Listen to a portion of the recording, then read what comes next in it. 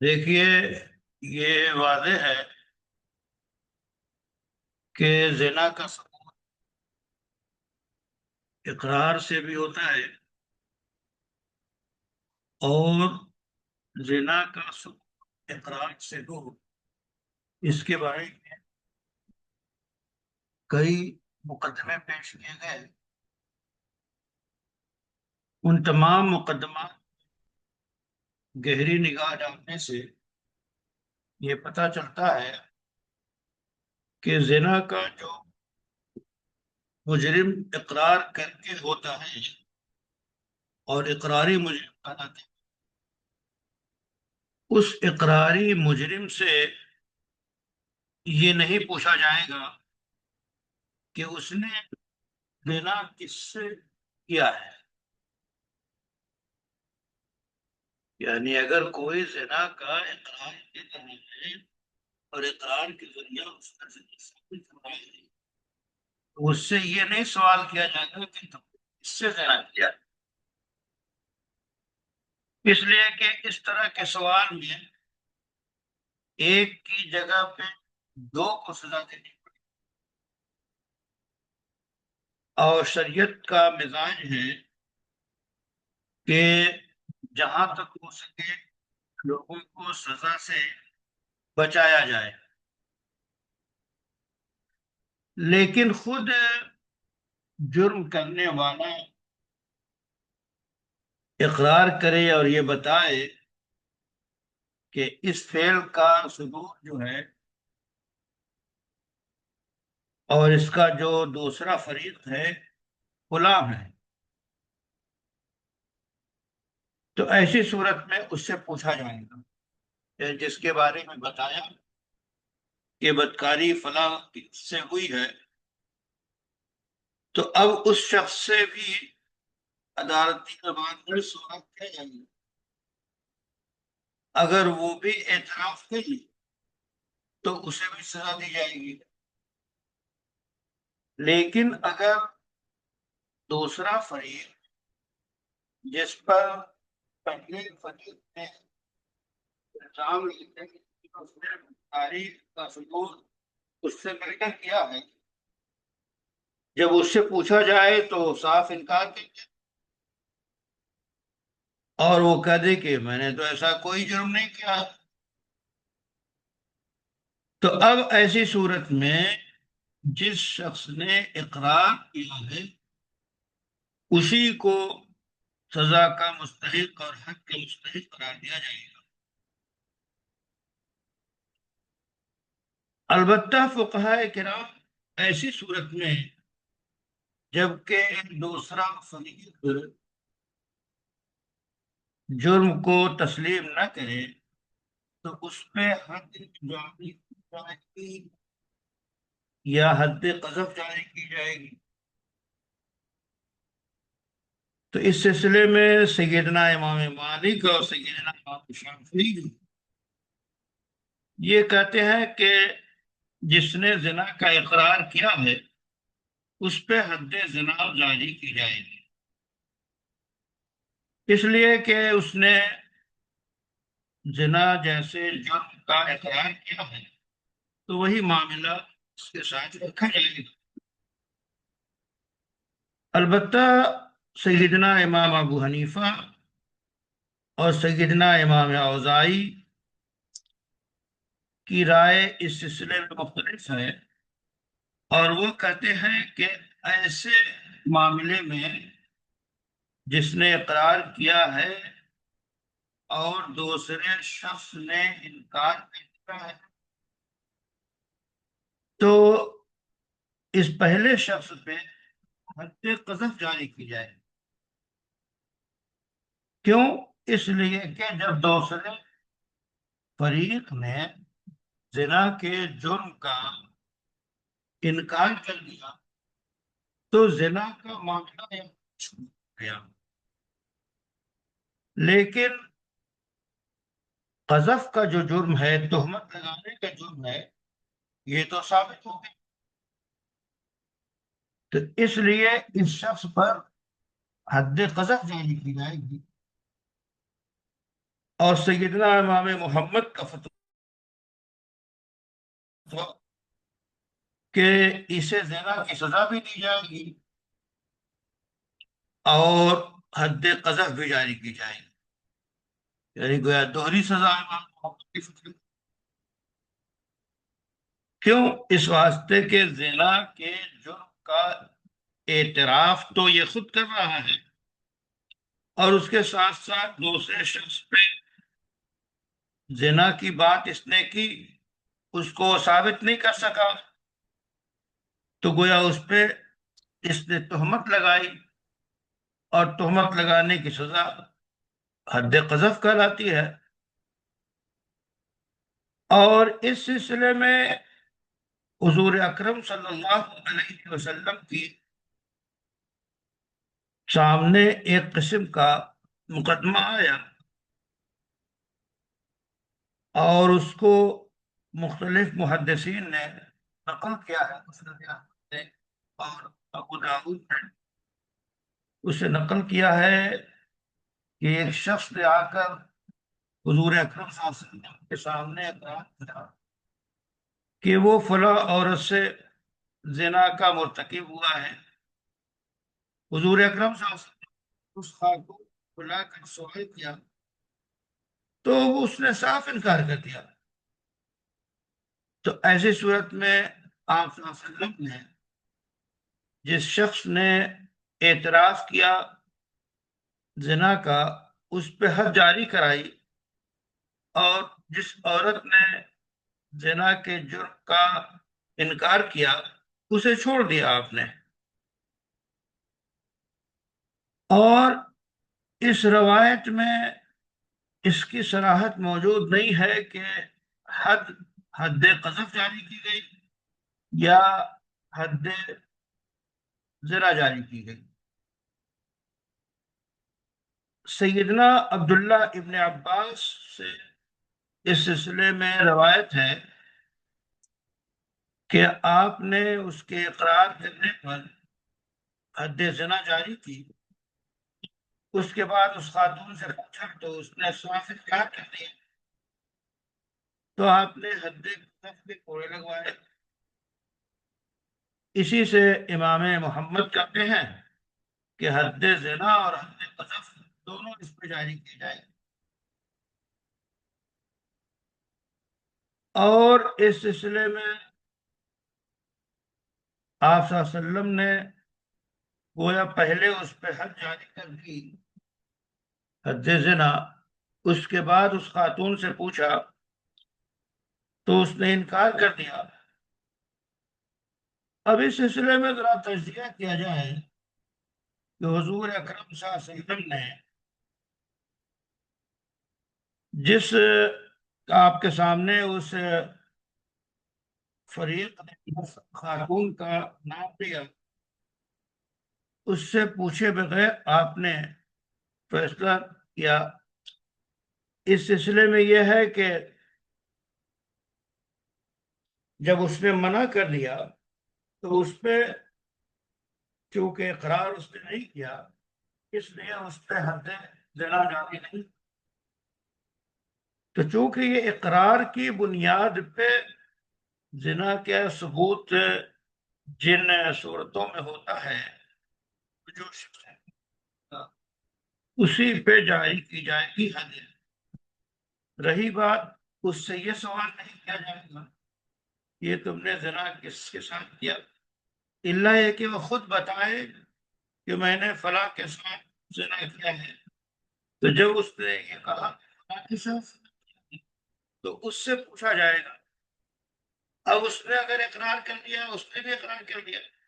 تو دونوں پہ حد زنا جاری کی جائے گی۔ لیکن دوسرے فریق نے انکار کر دیا تو اس پہ حد زنا جاری نہیں کی جائے گی، اور سوال یہ رہ جائے گا کہ اس پہ حد قذف جاری ہوگی یا نہیں، یعنی پہلے شخص پہ، اور کیا حد قذف اور حد زنا دونوں جاری ہوگی۔ تو اس سلسلے میں روایات اور فقہا کے مابین اختلاف ہے۔ اس لیے اس صورت میں تجزیہ یہ کیا آتا ہے کہ امام محمد نے یہ کہا کہ دونوں سزائیں جائیں گی۔ اس کے ساتھ ساتھ بدکاری اور زنا کے سلسلے میں تفصیل یہ بھی ہے کہ اگر شادی شدہ مرد یا شادی شدہ عورت زنا کرتے ہیں تو ان کی سزا کیا ہے؟ تو اس سلسلے میں فقہا کہتے ہیں کہ ان کی سزا جو ہے سنساری ہے اور رجم ہے،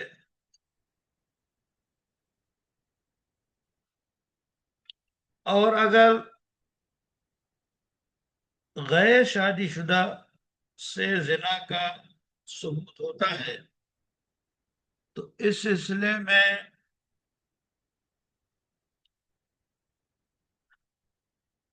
علماء کی رائے یہی ہے کہ اس کی سزا 100 کوڑے ہے،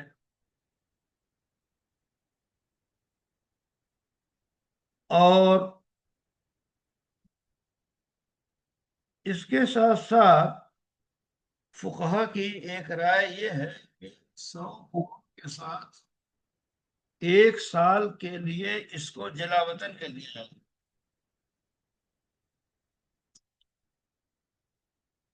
یہ رائے سیدنا امام شافعی، سیدنا امام احمد، سفیان ثوری وغیرہ کی ہے۔ امام مالک اور امام اوزاعی کہتے ہیں کہ مرد کو تو جو غیر شادی شدہ ہو اس کو 100 کوڑے لگائے جائیں گے اور 1 سال کے لیے اس کو جلا وطن کر لیا جائے گا، اور عورت کو صرف 100 کوڑے لگائے جائیں گے،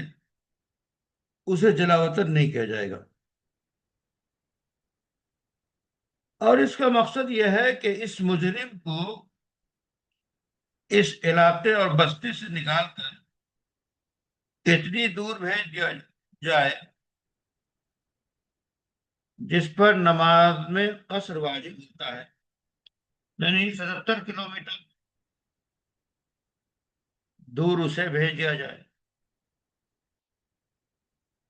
بعض علماء نے یہ بھی کہا ہے کہ اسے قید کر دیا جائے،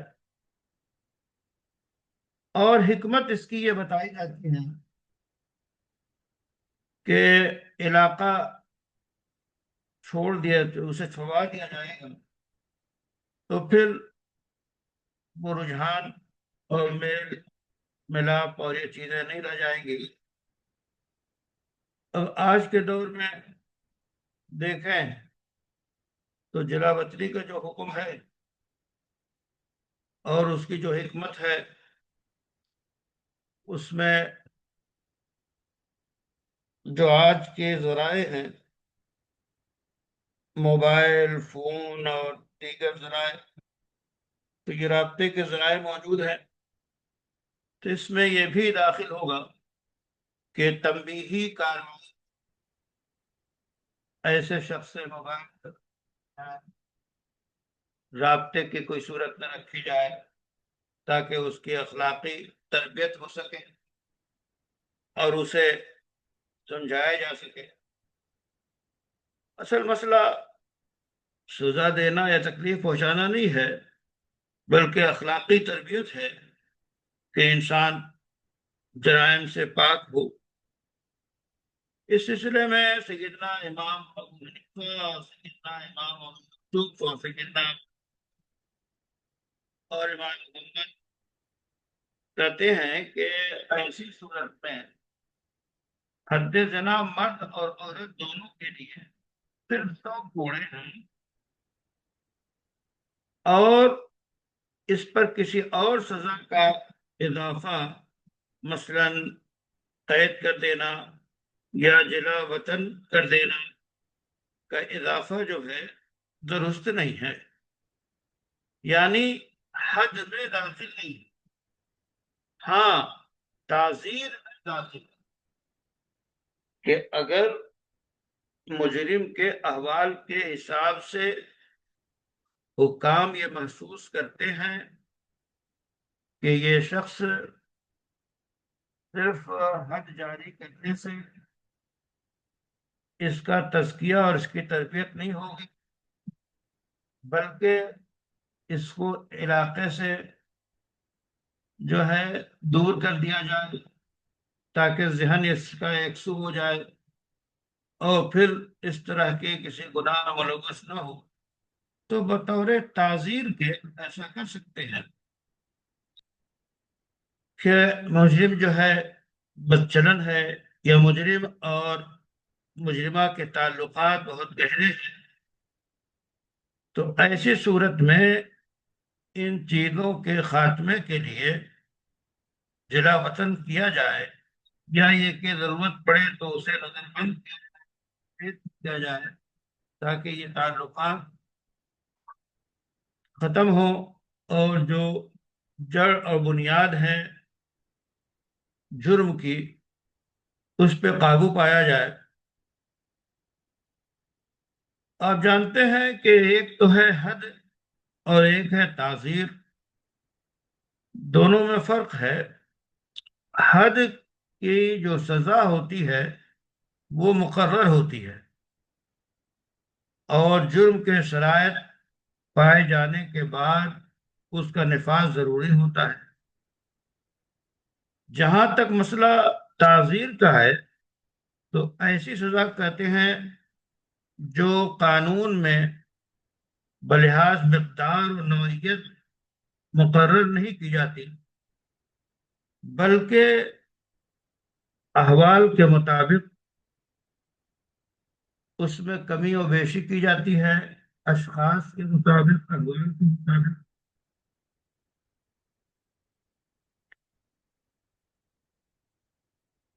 اور یہ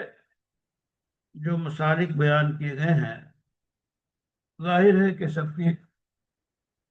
دلائل موجود ہیں، اور ایسے وقت میں جب قرآن نے یہ کہا تھا کہ انہیں گھر میں قید کر دو یہاں تک کہ کوئی راستہ نکل آئے، تو حضور اکرم صلی اللہ علیہ وسلم نے فرمایا خذوا انی قد جعل اللہ لہن سبیلا، البکر بالبکر جلد مئہ وتغریب عام والثیب بالثیب جلد مئہ وغن۔ تو یہاں آپ نے واضح طور پر فرمایا کہ یہ ضابطہ جو ہے، یہ قانون مجھ سے لو، اور اللہ نے زانیہ عورتوں کے لیے طریقہ مقرر کر دیا،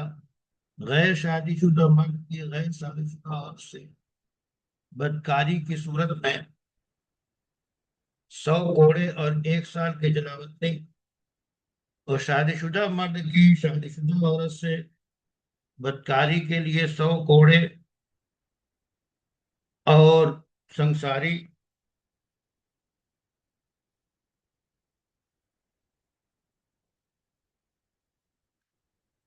اور بھی روایات موجود ہیں سیدنا ابو ہریرہ سے۔ پھر جو واقعہ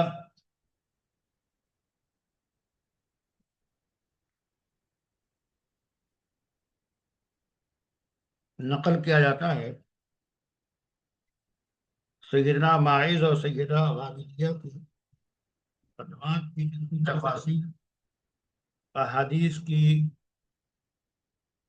کے ذخیرے میں بیان کی ہے، ان میں سے یہی ہے کہ آپ نے رنگ کروایا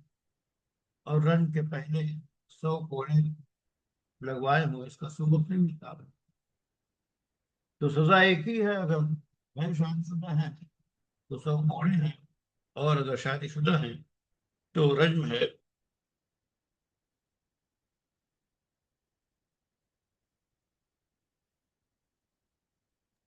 حضرت سیدنا عمر سے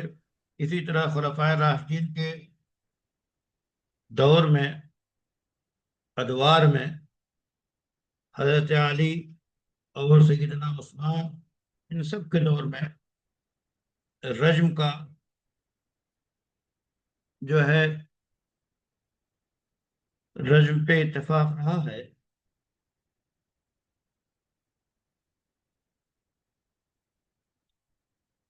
اس لیے امام ابو حنیفہ اور ان کے شاگردوں کا مسلک یہی ہے کہ زنا جو ہے کی سزا اگر شادی شدہ ہے تو صرف رجم ہے، اور غیر شادی شدہ ہے تو 100 کوڑے ہیں۔ اور یہ چیز رسول اللہ صلی اللہ علیہ وسلم سے کا حضرت سیدنا عثمان تک رہی ہے۔ اب جہاں تک مسئلہ ہو چلا وطنی کا، تو کہتے ہیں کہ حنفی مسلک کے مطابق یہی ہے کہ اس کا تعزیر سے تعلق ہے، یہ حد میں داخل نہیں ہے۔ پھر مسئلہ یہ ہوتا ہے کہ حد جو جائے گی، کوڑے لگائے گی، تو قرآن کہتا ہے فجلدو، اور جلد کا لفظ جو ہے یہ جلد یعنی کھال سے ماخوذ ہے۔ تو اہل لغت اور علماء تفسیر کا معنی یہ ہے کہ مار ایسی ہونی چاہیے کہ اس کا اثر صرف جلد اور کھال تک رہے، گوشت تک نہ پہنچے۔ دیکھیے اسلام کی سزا کا جو طریقہ ہے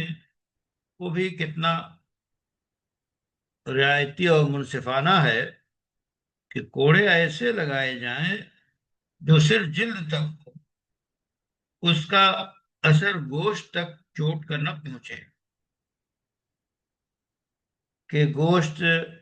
کھال پھٹ جائے، گوشت کے ٹکڑے ہوں، یہ زخم آ جائے۔ یہ قرآن کے اس لفظ کے اعتبار سے درست نہیں ہے۔ اب آپ موجودہ دور میں جو پولیس اور ان کے ذریعہ جرم کے اقرار کرائے جاتے ہیں تمام تفاصیل، اس میں ملزموں کو کس طرح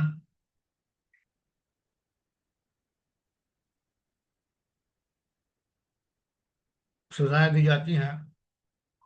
کہ جرم کے ثابت ہونے سے پہلے ہی ملزم کو کس طرح سزاؤں کا کیا ہوتا ہے کہ معافی، جس سے کبھی اس کا بہت سے اعضاء معطل ہو جائیں، اور اس میں بھی کبھی مختلف الزامات کے ذریعے اور کارروائی کی جاتی ہے۔ تو ضرورت ہے اخلاقیات کے ترویج کی، اور ہر نظام میں صحیح اخلاقی تربیت کی۔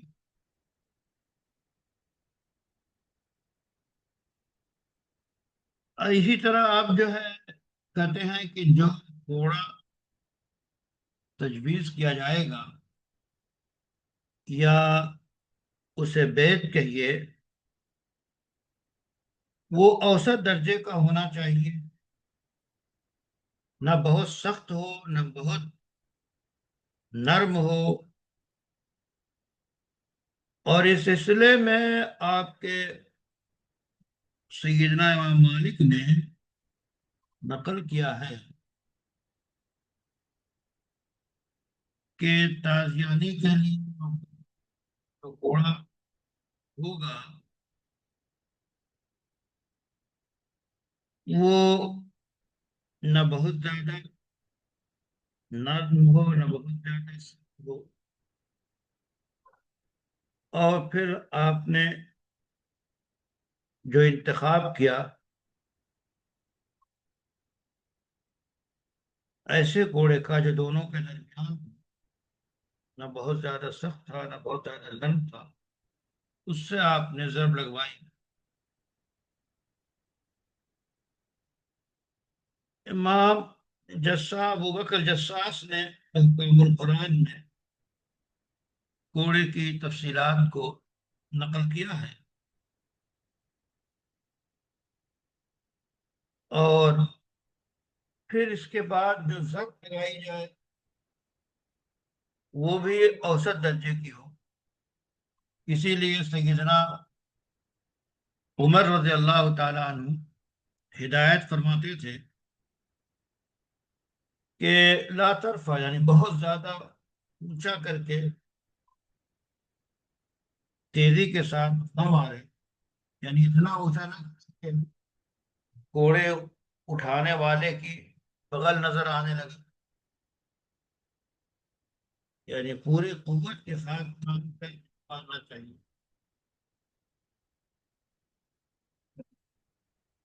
فقہائے کرام یہاں ایک لفظ ہے ضرب مبرج، یعنی ضرب جو ہے مبرج نہیں ہونی چاہیے، یعنی ایسی مار جو زخم دے، اس سے گریز کرنا ضروری ہے۔ اسی طرح گھوڑے کی جو ضربیں لگائی جائیں گی وہ صرف ایک جگہ نہیں لگائی جائے گی، بلکہ تمام جسم پر پھیلا کر لگیں گے۔ ہاں، چہرہ، شرمگاہ، اس پر ضرب نہیں لگائی جائے گی، اس کو بچانا ضروری ہوگا۔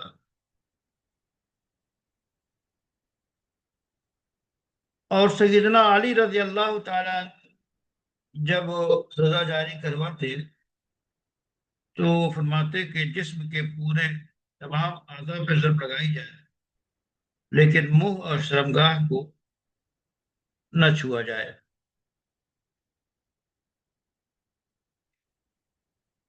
اب جو ضرب لگائی جائے گی تو اس کی کیفیت کیا ہوگی؟ تو کہتے ہیں کہ مرد پہ اگر ضرب لگائی جائے تو کھڑے پہ ضرب لگائی جائے، اور عورت پہ ضرب لگائی جائے تو اسے بٹھا کر لگائی جائے۔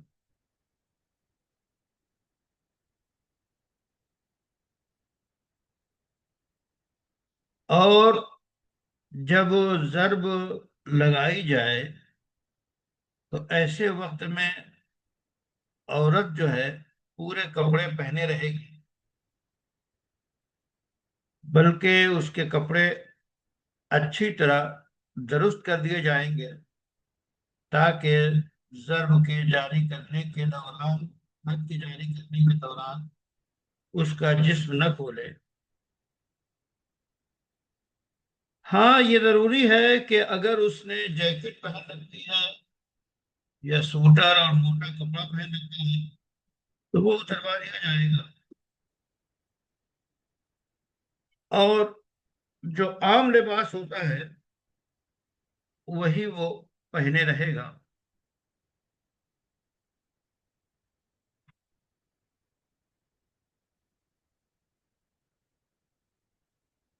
اب ایک مسئلہ اور بتاتے ہیں کہ سیدنا علی کے زمانے میں ایک شخص کو کوڑی لگوائی گئی اور وہ چادر اڑے ہوئی تھا۔ یہ بھی ہے کہ جب موسم بہت سخت ہو، سخت سردی ہو، سخت گرمی ہو، تو ایسے سخت اور شدید موسم میں سزا نہیں جاری کی جائے گی، اور ایسے وقت میں جب ٹھنڈک کا وقت ہو تو ٹھنڈک میں جو وقت گرمی کا ہوتا ہے اس میں شامل ہو۔ یعنی جب شدید گرمی پڑ رہی ہو تو ایسا وقت صبح کا وقت ہو یا شام کا وقت ہو، ٹھنڈا ہو، اس وقت سزا جاری کی جائے گی۔ اسی طرح اس مجرم کو باندھ کر مارنے کی اجازت نہیں ہے، لیکن اگر مجرم بھاگنے کی کوشش کرتا ہو تو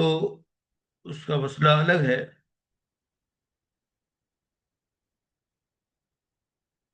اور اس سلسلے میں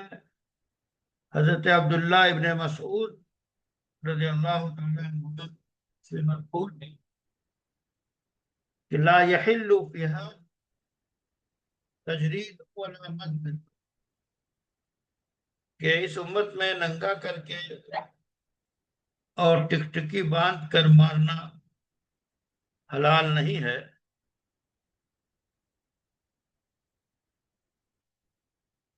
تو بہرحال فقہا نے یہ بھی بتایا ہے کہ روزانہ کم از کم 20 کوڑے مارے جائیں، لیکن بہتر یہی ہے کہ بیک وقت پوری سزا جاری کی جائے۔ اور یہ بھی فقہا نے ہدایت دی ہے کہ سزا جاری کرنے کے وقت سخت اور شقی اور جلادوں کے حوالے کی، بلکہ ایسے لوگوں کے کو ذمہ داری دی جائے جو عقل و شعور رکھتے ہیں، تاکہ شریعت کا تقاضا وہ پورا کر سکے۔ علامہ ابن قیم نے زاد المعاد میں لکھی ہے کہ رسول اللہ صلی اللہ علیہ وسلم کے زمانے میں سیدنا علی اور سیدنا زبیر، مقداد ابن عمر اور ابن مسعود، عاصم ابن ثابت اور ضحاک جیسے لوگوں سے جلادی کی جاتی تھی۔ اب ان حضرات کا یہ شخصی معیار دیکھیے، اسی لیے جو پیشہ ور قسم کے جلاد ہوتے ہیں، جن کا دل سخت ہو جاتا ہے، جد ہوتی ہے، ایسے لوگوں سے سزائے جاری نہ کروائی جائیں۔ ایک بات یہ بھی ملحوظ نظر نہیں کہ اگر مجرم بیمار ہے تو صحت یابی کا انتظار کیا جائے، یا مجرم بہت برا تو ایسی صورت میں اس کے ساتھ کیا معاملہ کیا جائے؟ سزا تو دی جائے گی۔ ایسے ہی اگر کوئی مجرمہ تو اس کو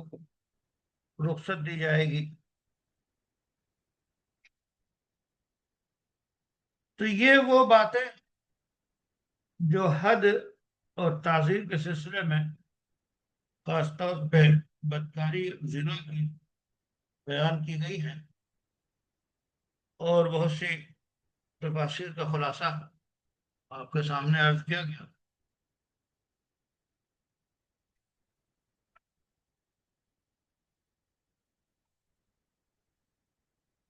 جی حضرات، سمجھ میں آ رہا ہے آپ کو کچھ؟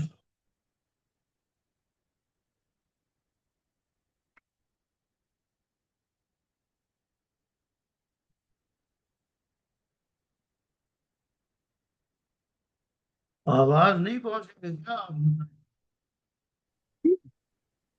جی جی سمجھ میں بھی آ رہی بات ہے، ماشاء اللہ آواز بھی آ الحمدللہ رہی ہے، انشاءاللہ ہو معلومات سب آتے ہیں ماشاء اللہ۔ جی